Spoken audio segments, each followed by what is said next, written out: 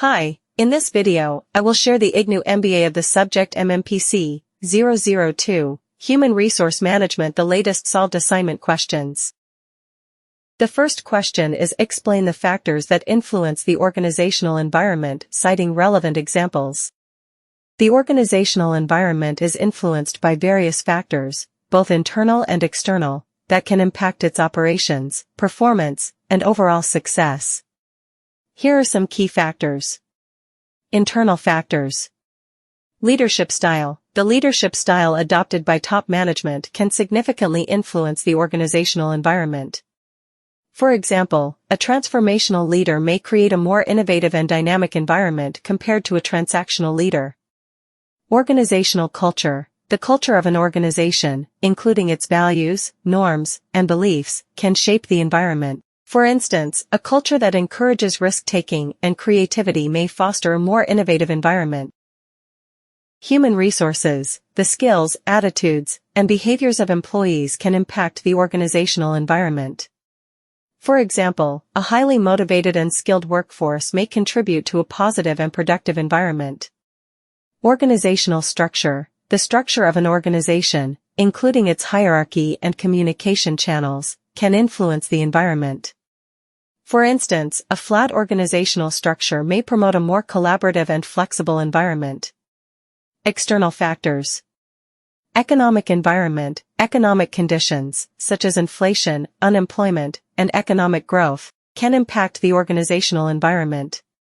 For example, during a recession, organizations may face challenges related to cost-cutting and reduced consumer spending.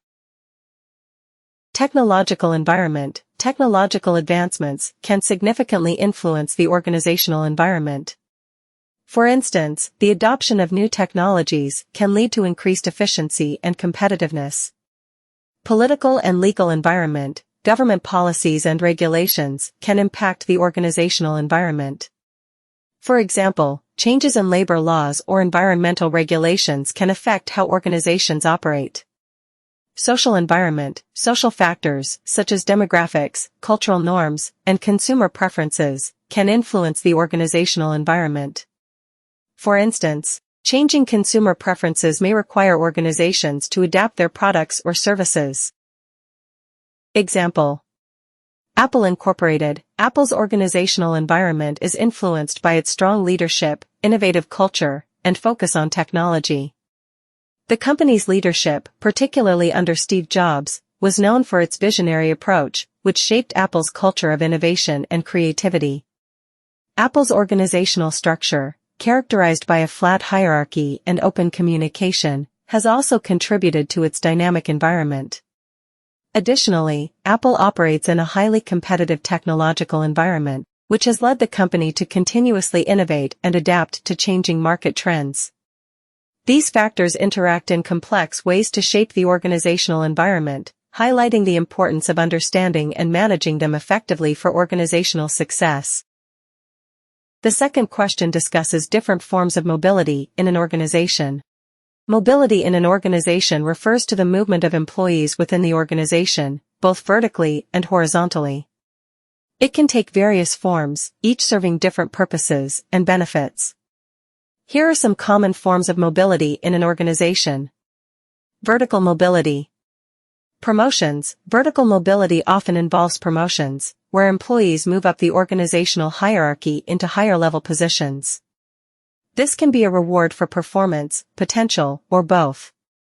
Demotions. While less common, demotions involve moving employees to lower-level positions. This might happen due to performance issues, restructuring, or a mismatch between the employee's skills and the current role. Horizontal mobility. Lateral moves. Employees may move laterally within the organization, taking on a different role at the same hierarchical level.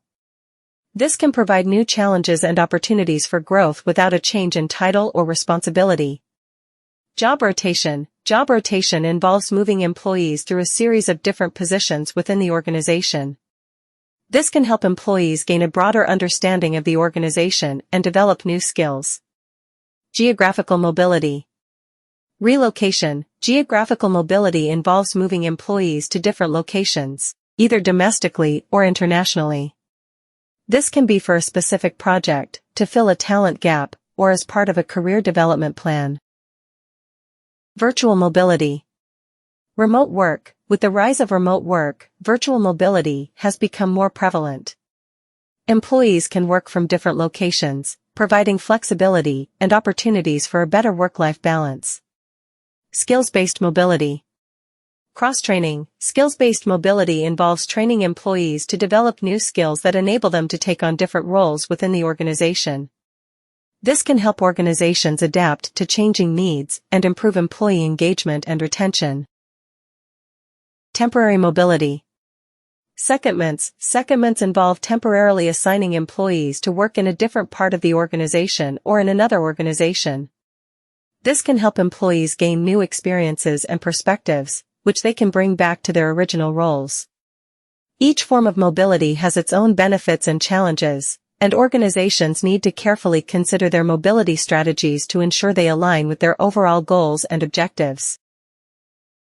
Explain the problems in human resource planning and state measures to handle them. Human resource planning, HRP, is crucial for organizations to ensure they have the right people in the right positions at the right time. However, several problems can arise in the process of HRP. Here are some common problems and measures to handle them. Uncertainty. The future is inherently uncertain, making it challenging to predict future staffing needs accurately. Measure. Use scenario planning to consider various possible futures and develop flexible strategies that can adapt to different scenarios. Rapid changes. External factors such as technological advancements, market changes, or regulatory shifts can quickly alter staffing requirements. Measure. Regularly review and update HRP strategies to align with changing business conditions. Foster a culture of adaptability and continuous learning among employees. Data quality. Poor quality or outdated data can lead to inaccurate forecasting and planning.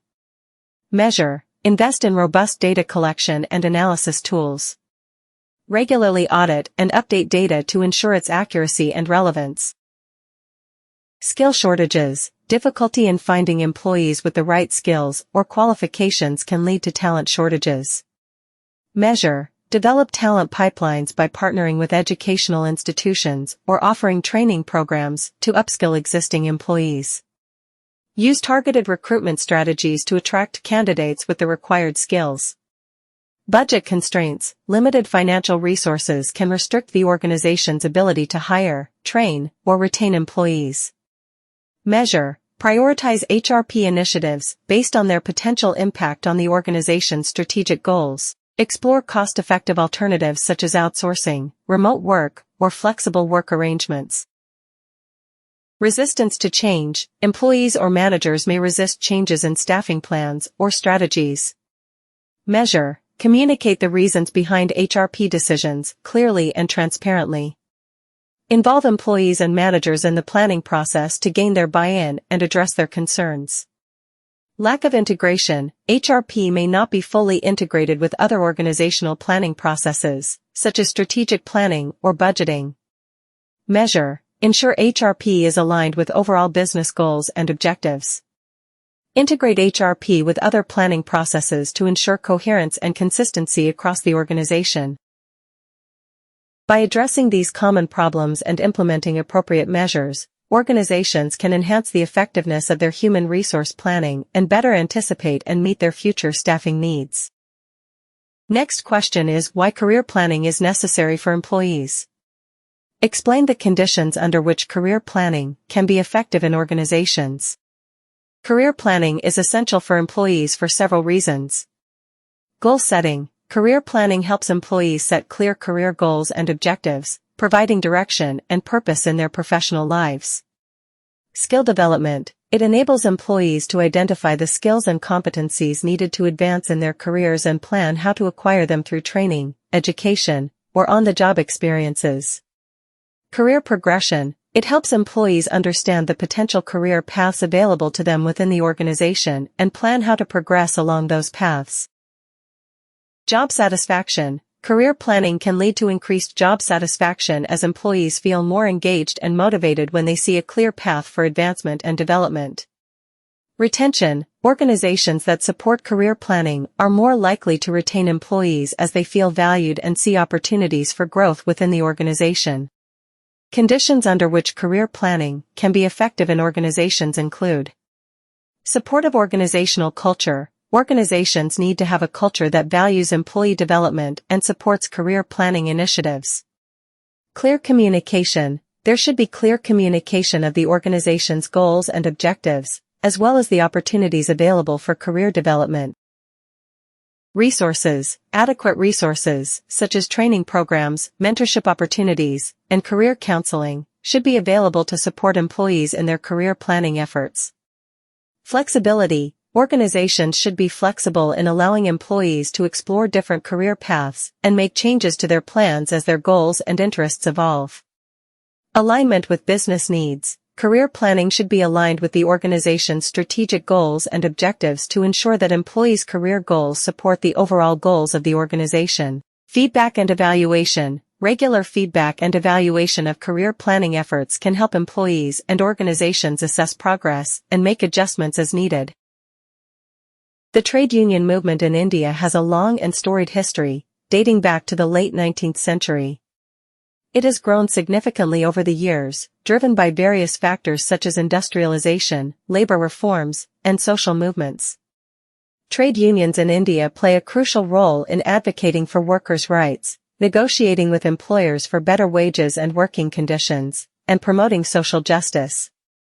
One of the key milestones in the growth of the trade union movement in India was the formation of the All India Trade Union Congress, ATUC, in 1920. Which became one of the largest and most influential trade union federations in the country. The ATUC played a significant role in the Indian independence movement and continues to be a prominent voice for workers' rights. Another important development was the passage of the Trade Unions Act in 1926, which provided legal recognition and protection to trade unions in India. This helped to formalize and strengthen the trade union movement, leading to a steady increase in union membership over the years.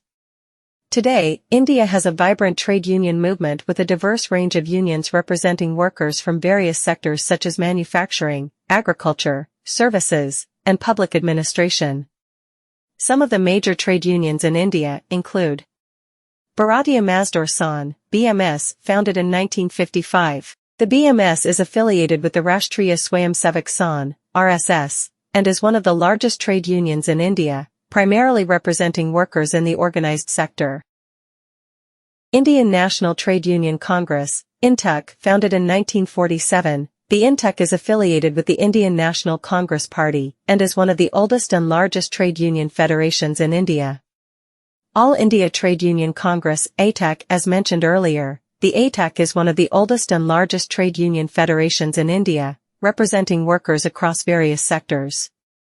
Hind Mazdoor Sabha, HMS, founded in 1948, the HMS is an independent trade union federation that represents workers in both the organized and unorganized sectors. Center of Indian Trade Unions, CITU, founded in 1970, the CITU is affiliated with the Communist Party of India, Marxist, and is known for its active involvement in labor struggles and movements. The current status of these major trade unions reflects their continued relevance and influence in India's labor landscape.